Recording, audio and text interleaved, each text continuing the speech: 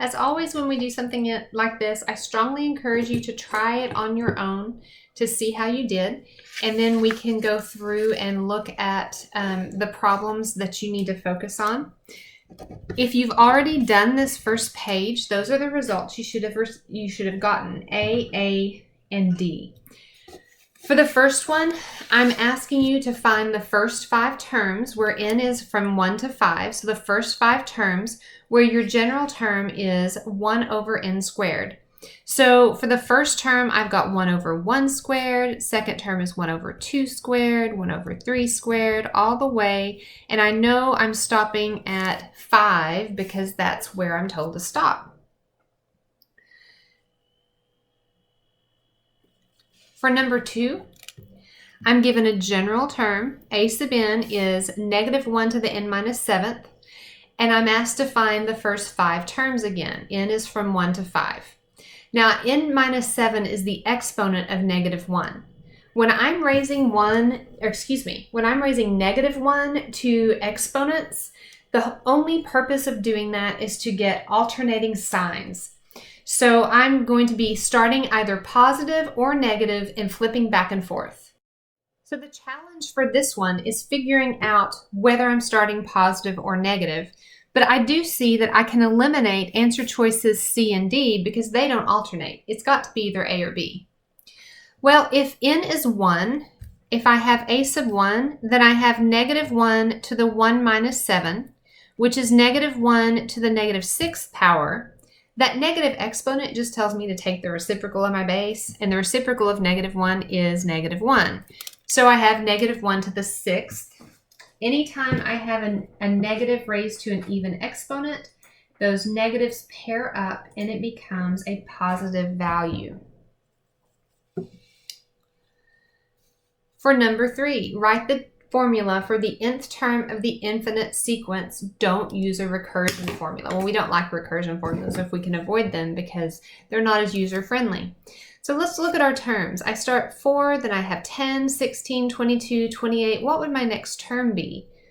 Well, hopefully you identify that next term would be 32 because I am adding 4 each time, which means it's an arithmetic sequence, and my common difference is 4. The first term as given to me is also 4. So when I plug into my general term for an arithmetic sequence, a sub n is equal to my first term plus n minus 1 quantity times d. My first term is 4. And we just said our common difference is also 4. So I have 4 plus 4n minus 4. Oh, common difference is 6. This is where you guys are at home probably yelling at me. It's not 4, it's not 4. Plus 6 plus 6 plus 6 plus 6, that should be 34. Guys, I'm tempted always to restart the video at this point, but you know what? You need to know that everybody makes mistakes. And when you're at home by yourselves and no one's there to help you catch your mistakes, you end up catching them when you plug in an answer in MyMathLab and it catches it for you. Know that everybody makes mistakes. Practice doesn't mean that you're going to be perfect when you get in a hurry and start not paying attention to what you're doing. I was distracted and in a hurry and not paying close enough attention. I'm adding 6 each time, which means my common difference is 6. My first term is 4. When I plug that in, I have 4 plus the quantity n minus 1 times 6, which gives me 4 plus 6n minus 6, which is the same thing when I simplify it as 6n minus 2, which is answer choice D. Now, if I were looking at my answer choices to try to eliminate something, which one of those choices is not an arithmetic sequence? Well, choice C is not arithmetic, it's geometric because I have 4 times 6 raised to the n minus 1 power. When I have something raised to an n or raised to an n minus 1, that's not arithmetic, that's going to be geometric. Okay, let's look at the next page. I will go ahead like I did this last page and I'm going to give you the results that you're after, and then we'll go through and we'll talk about how to work each of those problems. So you should have gotten C, A, B, C, and C as your answers on this page. Now let's look back at Y. The first one, using the recursion formula, is probably the one that's a little bit trickier than the others. I'm asked to find the first 6 terms. I know it's a recursion formula not only because I was told, but because I am given the first term and my formula, my general term, includes A sub n minus 1. Remember, that means previous term. So my first term is 4. That is illustrated in all of my answer choices. Then my general term is 1 minus 1 over the previous term. So let's look to see what our second term would be. If our first term is 4, so if A sub 1 is 4, then what is A sub 2? Well, our general term says that A sub 2 is 1 minus 1 over that last term. Well, my previous term and my last term was that 4. So 1 minus 1/4. Well, 1 minus 1/4 is 3/4, which means I can eliminate answer choice D because that's negative. Let's look at our third term. General term, 1 minus 1 over previous term. Well, my previous term was 3/4. What is 1 over 3/4? Well, 1 over 3/4 tells me to take the reciprocal. And when I take the reciprocal of 3/4, I get 4/3. So 1 minus 4/3. 1 whole would be 3/3. 3/3 minus 4/3 is a negative 1/3 as my third term. So that eliminates answer choice A because that has a positive 1/3. So now the big question is, will that fourth term, 1, 2, 3, 4, be 4, 1, 2, 3, 4, or negative 4? Let's find out. A sub 4, general term, 1 minus 1 over previous term is a negative 1/3. Well, I've got two things going on here. I'm subtracting a negative, which means I'm adding.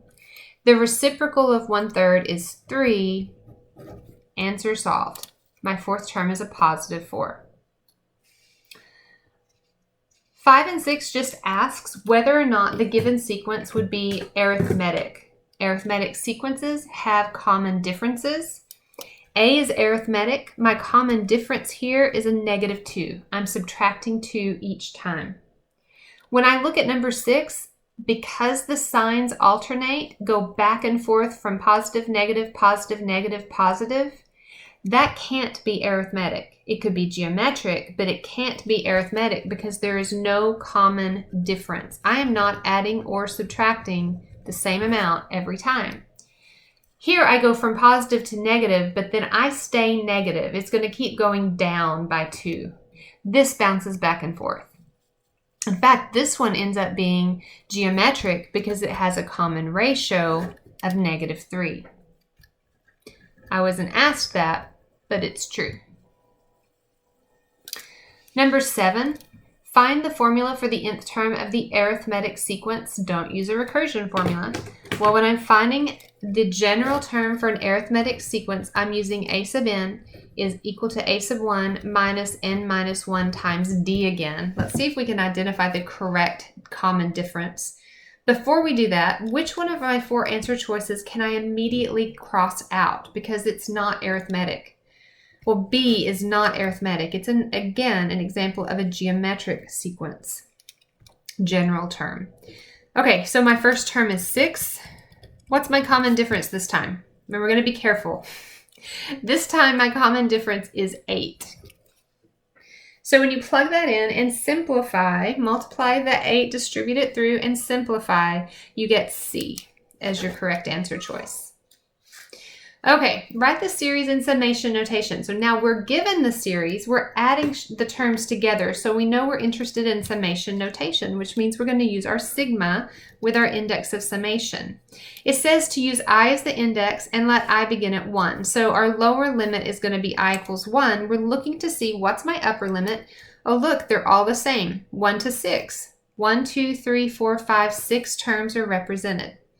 So what we need to figure out is which one of these is going to make me start with a negative 5, basically. Let's start with the 5 part. If I is 1 for my first term, what's going to give me 5? I plus 5 or I plus 4? Well, I plus 4, 1 plus 4 is 5. 2 plus 4 is 6, so my second term is 6. 3 plus 4 is 7, so my second term is 7. So it won't be A or D, because that would give me a first term of 6 instead of 5. Now we need to identify which one of these is going to give me a negative first term. If I is 1 for my first term, which one of these two will give me a negative? Well, negative 1 to the 1 is still negative 1. If I plug in a 1 here, that would be 1 plus 1 is 2, which would be negative 1 squared. And negative 1 squared is positive 1. So that will give me my first term as negative 5. Go ahead, if you're a little unsure, check more than just the first term. Check your second and third terms to make sure that you've got it identified correctly. Okay, let's look at the third page. Once again, I hope that you've gone through it. Check and see how you did. Your answer choices should have been A, D, C, B. For A, you're finding the sum of the series. How many terms are you being asked to add together?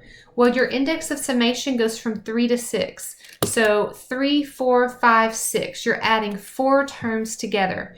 You can either try to use one of those summation formulas that I gave you, or you could just find your 4 terms. You can find your third, fourth, fifth, and sixth terms and add them together, because that's your index of summation. Well, your general term is I squared minus 1. So for the third term, that is 3 squared minus 2, not minus 1. I squared minus 2. For the fourth term, that's 4 squared minus 2. And then I have 5 squared minus 2. And finally, 6 squared minus 2. And I know I stopped there because that's my upper limit. When you work these out, those are the 4 terms you get, and you add them up, and their sum is 78. 10 and 11 are focusing on geometric sequences. This one is geometric, and it has a common ratio of 4. To get from one term to the next, I'm multiplying times 4. This one is not geometric. It is a sequence. What would the next term be? Well, my numerator's staying 1. What am I doing in my denominator? In my denominator, I'm adding 5 every time. So this would be 1 over 27, and then it would be 1 over 32. And it's just going to keep going like that. But it's not geometric because I'm not multiplying by a certain value. I'm just changing that denominator by the same amount every time. On number 12, I'm told that it is a geometric sequence, and I'm supposed to find the general term. Remember, your general term for a geometric sequence is first term times the ratio to the n minus 1. Well, my first term is right here, 1/7. What am I multiplying 1/7 by to get 9/7? Well, I'm multiplying it times 9, and then that would be to the n minus 1. So my answer is B. All right, last page of our Chapter 8 practice.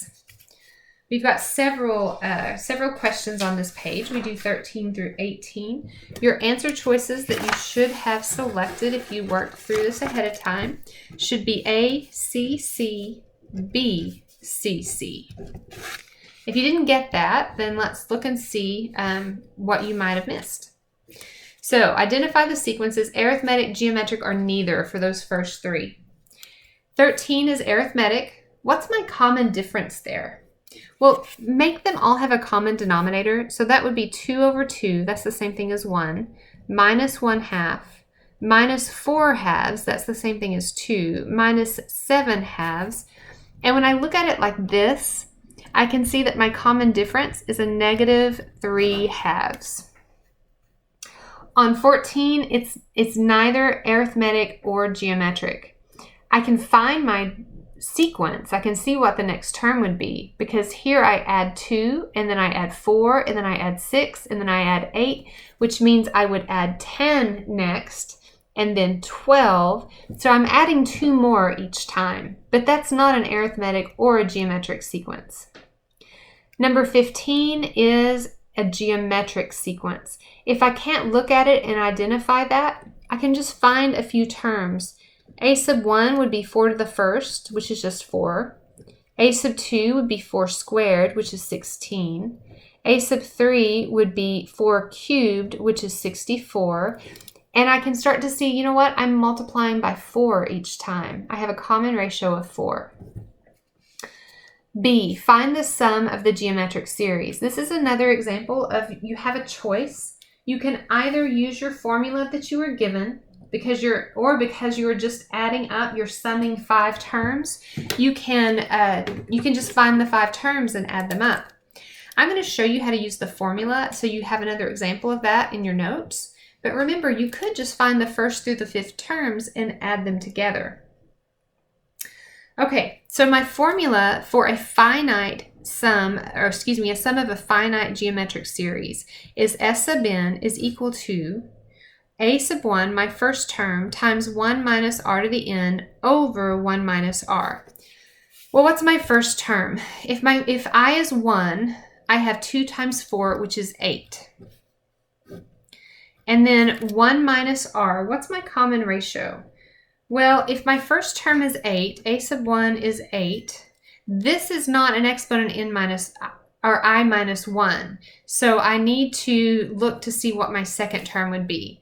My second term would be 4 squared, which is 16 times 2 is 32.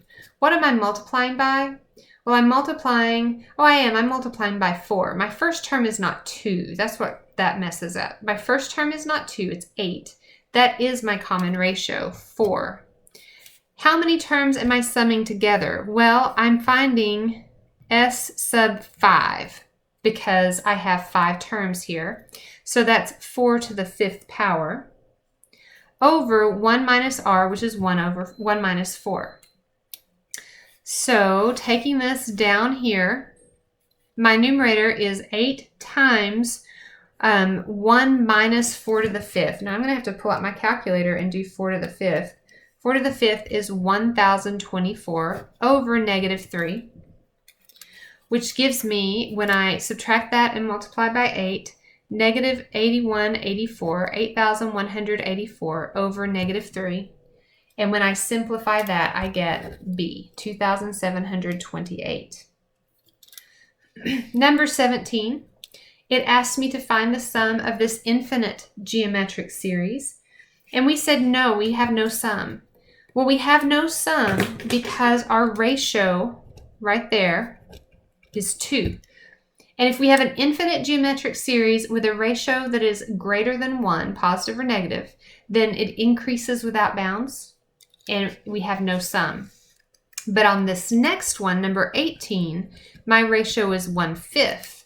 When my ratio is 1/5, each successive term gets smaller and smaller and smaller, so I can find that sum. That summation formula, not S sub n, just S, because it's an infinite geometric series, is a sub 1 over 1 minus r. So I need to know my first term and I need to know my ratio. Well, my ratio is that 1/5, but what's my first term? 1/5 to the first is just 1/5 times 2 is 2/5 over 1 minus 1/5. And 1 minus 1/5 is 4/5. So I have 2/5 divided by 4/5. How do I do division with fractions?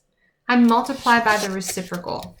So I have 2/5 times 5 over 4. Those 5s are going to cancel out and leave me with 2/4, which is the same thing as 1/2 or 0.5.